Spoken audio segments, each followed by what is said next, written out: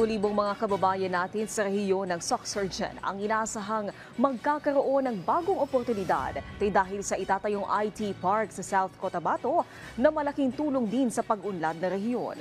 Si Shari Meca Barrientos ng PIA Soxargen sa sentro ng balita.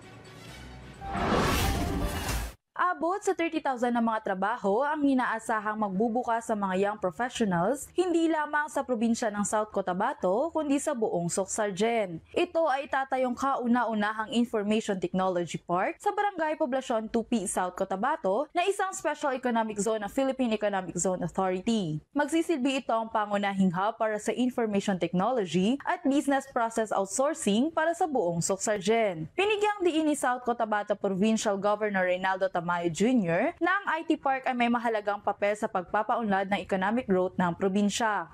This project will generate more or less 20 to 30,000 young professionals na ma-employ natin dito. Para kay Steve Ocero, isang software engineer, hindi na niya kailangang makipagsapalaran sa malalaking syudad at mapalayo sa pamilya dahil mas maraming oportunidad ang magbubukas para sa kanila. For me personally, makakatulong siya dahil di ko na kailangan makipagsapalaran sa malalaking cities like Cebu City and Manila para makapag-build ng career. Inaasahang matatapos ang 4 na bilyong pisong proyekto sa huling bahagi ng 2026 o unang bahagi ng 2027.